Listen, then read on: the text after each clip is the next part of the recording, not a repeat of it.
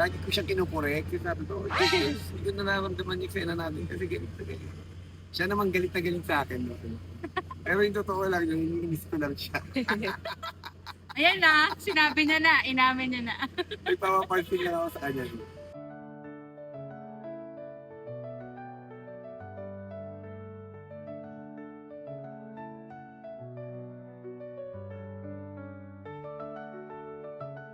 Ang una namin pagkasama ni Jules na show sa Channel 13, nung kami muna nagkita, yung pangarap kong jackpot. Sobrang bata pa siya. Nagkasama kami ulit sa Ligaw na Bulaklak, pero hindi kami nagka-eksena kasi bata pa siya. Flashback siya ni Yang Aramina. And then after that, nagkita kami ulit sa isang party na si Sir Deo nga dahil nga puro Dreamscape yung show. Mara Clara siya noon, minsan nakita itigin ako. Kita ko siya noon, habang gano'n, ano na, dalagan-dalaga na, tapos mga party-party na. Parang that time, parang hindi ko na siya gano'n crush kasi nga parang feeling ko, nagiging party girl, parang gano'n.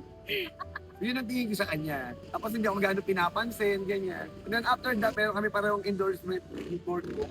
Oo ano. Tapos may kasama kami na rumampa. Kasi sabi ko nung rumampa kami sa stage, ang taas-taas ng heels niya. Alam niyo naman, di ako gano'ng katangkaran. Sabi, grabe naman, sabi ko. Awkward talaga, kumbaga parang ganyan yung height namin. Talaga, ang tangkad-tangkad niya, liit. Pinasuot sa akin yung pang-pageant, sobrang taas talaga. Pero that time, hindi kami nag-uusap. Kumbaga parang wala, hindi kami. Hi, hello. Hi, hello lang. Hanggang sa nagkasama kami dun sa walang hanggan. Nung nagkasama kami sa walang hanggan, actually, personally, ako talaga namili sa kanya. Ako yung nagsabi kay Sir Deo na sana makapartner ko si Julia Pundes. Kasi nakita ko sa kanya doon dahil sa karakter ni Richard Gomez, sa kanya Miss Del Solveta, mas bata talaga si Miss Del Solveta sa karakter. At nakikita ko kay Julia yun that time dahil nga nung nagpamaraklaro sila, ang galing niya sobra. At lahat ng mga tao talaga pinupuri siya. Kaya sabi ko sana makasama ko siya. And then yun, pinagbigyan naman ako ni Sir Deo kasi pinag-team up sa walang hanggan. And then after that, yun, doon na nagsimula ang lahat. Kasi nakakatuwa na marinig na pati yung boardwalk na alala niya. In fairness na wala nga sa timeline ko. Mas maganda kasi yung kwento namin kasi talagang nag-start from way back talaga. Hindi lang ABS-CBN. And then ang daming mga close encounters na hindi mo akalain nandito kami ngayon together. Ang sarap sa feeling. Actually, pag kinukwento namin, parang kailan lang yung feeling, no? Oo. Para sa Kasi akin. like kunyari sa walang hanggan talaga. Nung nagsimula kami, hindi kami okay. Talaga sinusungitan ko siya. Kasi nga feeling ko sa kanya na parang yumabang. Parang klaro, dahil sikat na sikat sila. Sabi ko, parang masyado na itong party girl, gano'n. Kasi gano'n yung dating. Ako kasi medyo, makaluma eh. Nandun ako sa laging, gusto ko, professional, maayos ang trabaho. Siya feeling ko happy. The usual kabataan, alam naman natin. Dahil maalaga ka sa babae kasi. Ayun nga. Lagi siyang may fear. Syempre, di ba, pag party, pagka hindi ka safe, may ganun na siya talaga. So, parang feeling niya, lagi ako hindi safe. Nung nagsisimula kami sa kanya, sobrang sumit ko talaga sa kanya. And then habang nagtitake kami, shoot. Hindi niya rin ako gusto kasi feeling niya napakasumit ko. And then every time na nag-eksena kami, lagi ko siyang kinukorek. Kasi sabi ko, Jesus, hindi ko nararamdaman yung eksena namin kasi galit na galit. Siya naman galit na galit sa akin. No? Pero yung totoo lang, yung iniinis ko lang siya. Ayan na, sinabi niya na, inamin niya na. May papapansin lang ako sa kanya. Talaga kami okay nung sobra. Hindi Oo, kami yun ang story nagpapansinan. nun. Diba, After take you, wala, hindi kami nag-uusap. Oo. Kahit nung promo kami noon, nagpo-promo kami, taas yung kamay mo, turo. Pagkakat. Ay, Wala gano'n. eh, kasi talaga. Yung tumatakbo na yung kwento, ganyan. Nakausap ko siya ng mga writers namin. Parang, bakit hindi kayo okay? Pero yung mga tao, kinikilig sa amin, pero kami hindi okay. And then after that, nung sinabi nung writer namin, hindi mo ba question si okay? Pagka parang hindi mo siya tag. Sabi niya, Rush, kato lang masungit eh. Sinabi sa akin ng writer ko. Na may crush pala siya sa akin. Doon na nagsimula lahat. Bumait na ako sa kanya. Yun pala yung Kailangan umamin. Kailangan pala. And then yun, after that, nagtulungan na Oo. kami. Doon nagsimula ang lahat sa amin dalawa.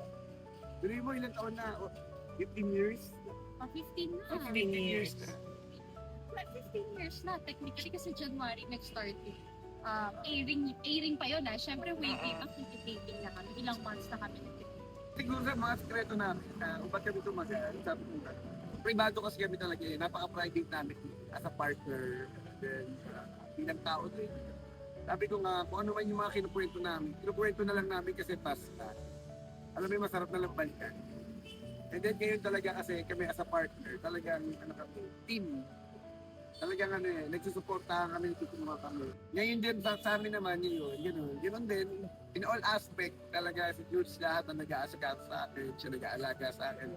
Mula pagkagising, yung pagka-uwi ko, sa lahat ng kakainin ko, sa lahat ng mga damit na isusunod ko, siya talaga, sa lahat nag-aalis. Kaya masarap yung partnership namin dahil higit sa pagiging magkaibigan, magkarelasyon, business partner, talagang pinaktibay namin yung relasyon namin. Kasi sabi ko nga, wala namang ibang magtutulungan kung kami. Kaya, kaya napaka-blessed and then napaka-excited namin para sa shoot na to kasi finally magkasama na kita.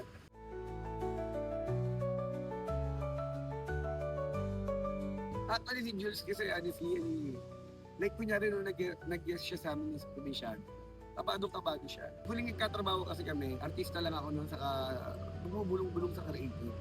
Nung nag-probinsyano na ako, nung nakita niya na ako na nag-creative, ako na director. Tapos ngayon, from Batang Quiapo, diba, kami dalawa na yung producer. Medyo may adjustment, pero alam mo yun, sabi ko nga, yung adjustment na yun, yung adjustment na yun yung masaya. Kasi mas matured na kami. Saka alam na namin na parang wala kami ibang kinakapitan kung Saka siguro sa akin, ako mas napaproud more than sa adjustment. Napaproud kasi nakita ko siya from start. Nagsa-start, tapos nag-i-improve, lumalabas yung talent, tapos eto na, yung talagang na-own up na niya. Kasi lagi kong pangarap sa kanya yun na magkaroon siya ng sarili kanya. And then this time, happy ako na maging part ng Sigapo kasi Coco Martin siya. Yes. So yun talaga, lagi ko sinasabi, pangarap ko yun talaga sa kanya. Talagang in-involve ko siya. Sabi ko yung mga bagay na hindi ko na kayang gawin. Hindi na kaya ng katawan ko. Like kumbaga ng mga finances, basta pagdating sa creative in all aspect ako yan. So yan. Pero pagdating sa money matters, si Jules hindi ko na kaya yan. Maganda sa amin, tulungan talaga kung saan kailangan ng alalay yung isa.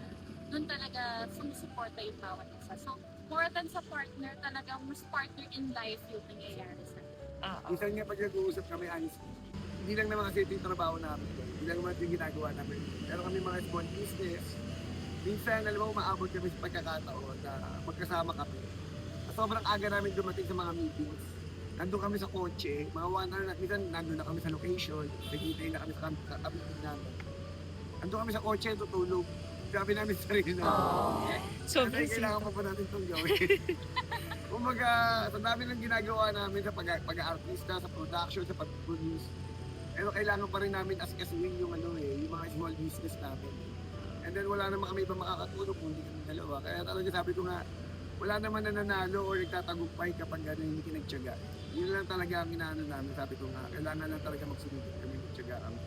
And then bilang partner talaga, ang masarap sa amin, ako lagi sinasabi sa kanya every time na umibig kami, sabi ko, napakasarap sa pakiramdam na kami dalawa yung magkasama na lumalaban sa buhay.